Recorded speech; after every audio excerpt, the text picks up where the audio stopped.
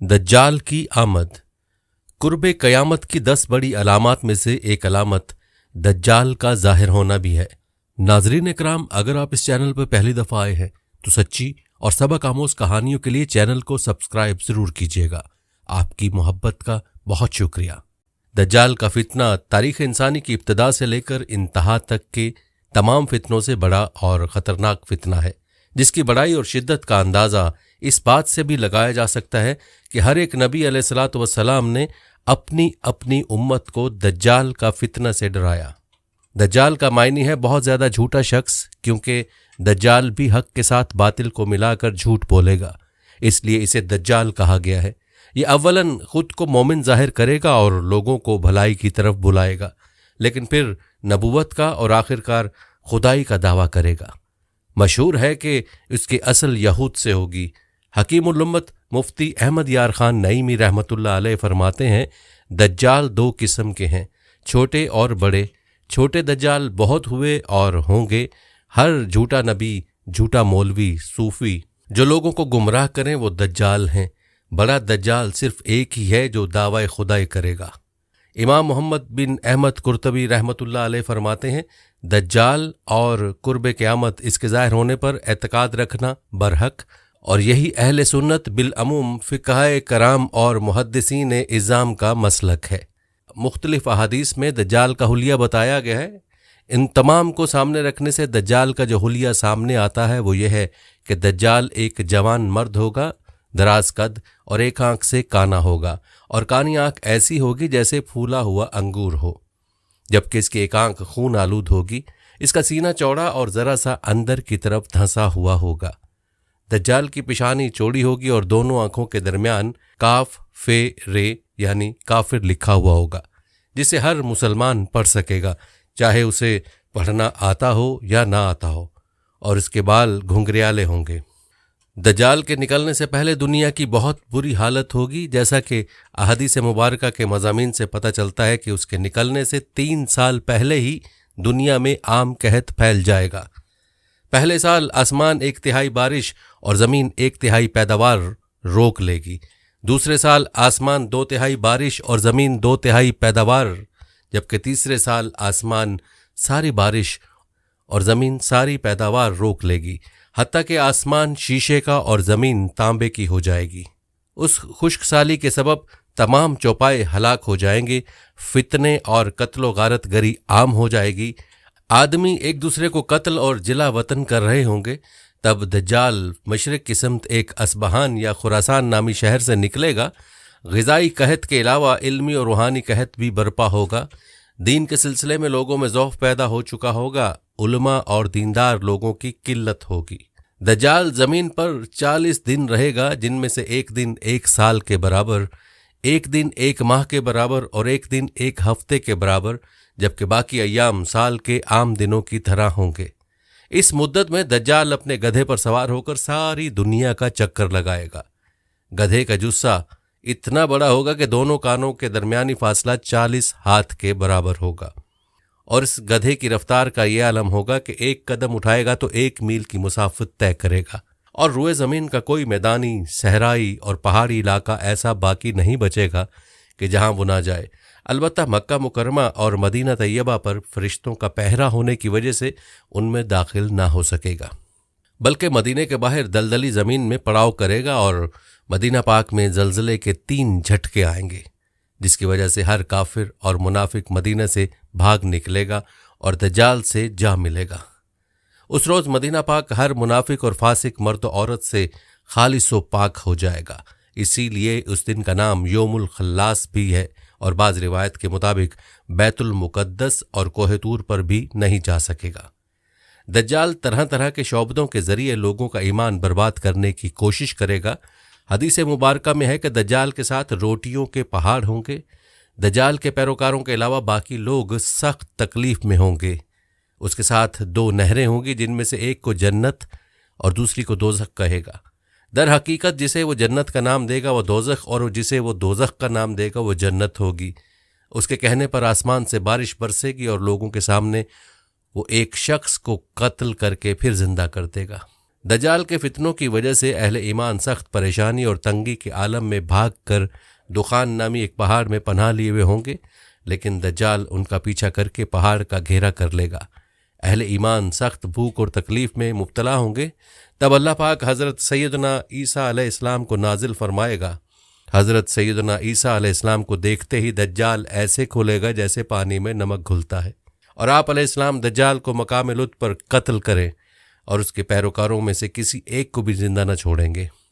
एक मर्तबा मैं समंदर के सफ़र पर निकला। मुसाफिरों की कुल तादाद 30 थी और हम सब एक कश्ती पर सवार थे।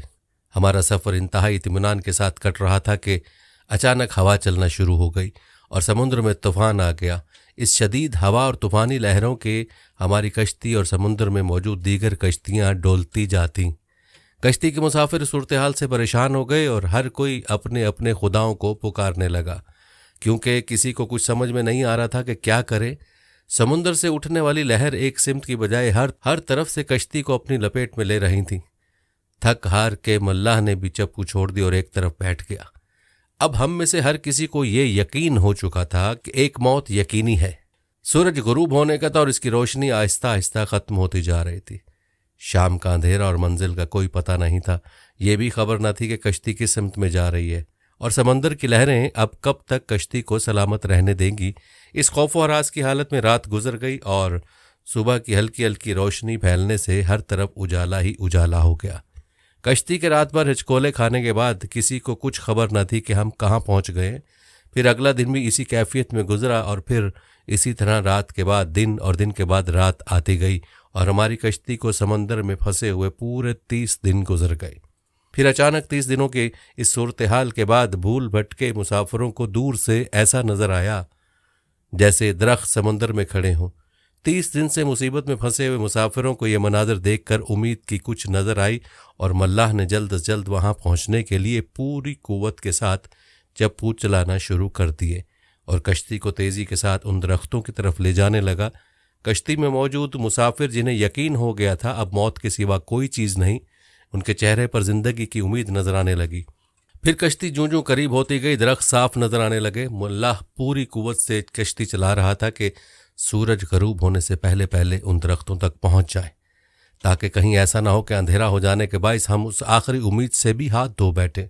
फिर कश्ती आहिस्ता आहिस्ता उन दरख्तों की तरफ बढ़ती रही और जब दरख्त करीब हुए तो सारे मुसाफिरों को ये जानकर खुशी हुई कि ये समंदर में वाक़ कोई जजीरा है। अभी तो सूरज मुकम्मल गरूब नहीं हुआ था कि कश्ती जजीरे के किनारे पहुंच गई। मुसाफिरों को इस जजीरे पर उतरे ज़्यादा देर नहीं गुजरी थी। दरख्तों के दरमियान में से एक अजीब व गरीब जानवर निकला। उस जानवर के पूरे जिस्म पर बाल थे और इस कदर लंबे और घने थे कि ये मालूम ही ना होता था कि जानवर का अगला हिस्सा कौन सा है और पिछला हिस्सा कौन सा।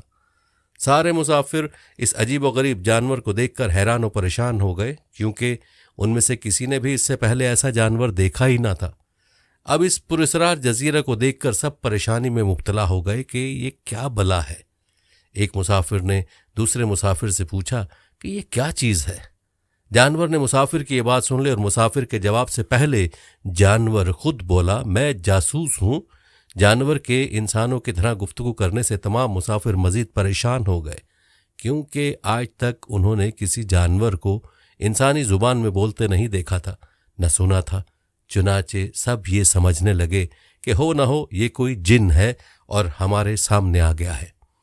तुम्हारी जासूसी का मकसद क्या है और तुम किसके लिए जासूसी करते हो? एक मुसाफिर ने हिम्मत करके उससे पूछा। मैं जिसके लिए जासूसी करता हूँ उसे तुमसे मिलने का बेहद शौक है। वो तुमसे बातें करना चाहता है, लिहाजा तुम मेरे साथ चलो। ये सुनकर तमाम मुसाफिर हैरान परेशान चुपचाप उसके पीछे हो लिए। वो अजीब व गरीब जानवर दरख्तों के दरमियान रास्ते से होता एक पुराने महल के सामने जाकर खड़ा हुआ। महल को चारों तरफ से बुलंदोबाला दरख्तों ने घेर रखा था। मुसाफिरों ने वहां पहुंचकर परेशान नज़रों से उसकी तरफ देखा और फिर जानवर की तरफ सवालिया नज़रों से देखने लगे। जानवर फिर आगे चला और सब मुसाफिरों को एक बड़े दरवाजे से गुजारते हुए महल के अंदर ले गया। महल के अंदर दाखिल होते हुए सब ने देखा एक बहुत बड़ा शख्स जंजीरों में जकड़ा हुआ था और रिहाई के लिए कोशिश कर रहा था। हमने इससे पहले इतने बड़े कदावर और इतने ज्यादा रौब वाला शख्स कभी नहीं देखा था। एक मुसाफिर ने हिम्मत करके पूछा, तुम कौन हो? मैं क्या हूं और कौन हूं ये तो तुम जान ही लोगे, पहले ये बताओ तुम कौन हो? उसने सवाल करने वाला मुसाफिर से पूछा, हम अरब कबाइल लखम और जजाम के लोग हैं। और साथ ही इस मुसाफिर ने अपने साथ बीती और यहां तक पहुंचने की सारी दास्तान बता दी। उस कैद में जकड़े हुए शख्स ने कहा, जरा मुझे नखलिस्तान बसान के मुतल्लिक तो बताओ, उसके मुतालिक क्या जानना चाहते हो? एक मुसाफिर ने पूछा।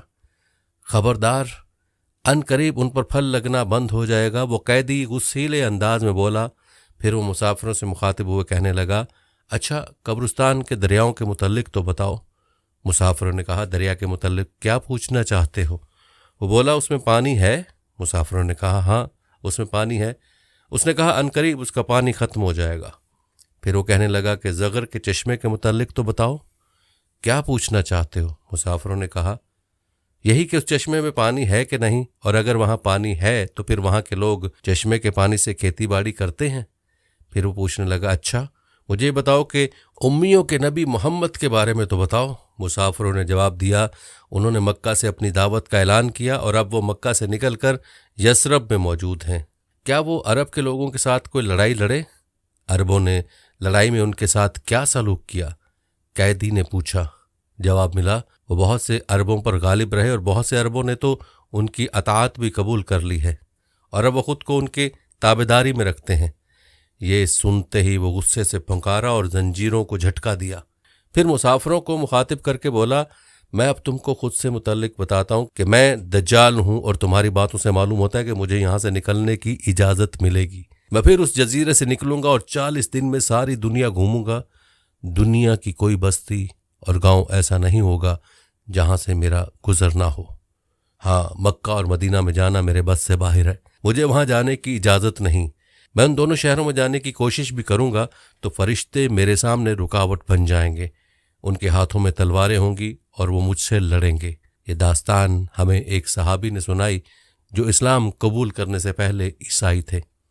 ये अजीब व गरीब सा वाक़या देखने के बाद वो आप सल्लल्लाहु अलैहि वसल्लम की खिदमत में हाजिर होकर मुसलमान हो गए। नाजरीन इकराम, अगर आप इस चैनल पर पहली दफ़ा आए हैं तो सच्ची और सबक आमोज कहानियों के लिए चैनल को सब्सक्राइब ज़रूर कीजिएगा। आपकी मोहब्बत का बहुत शुक्रिया।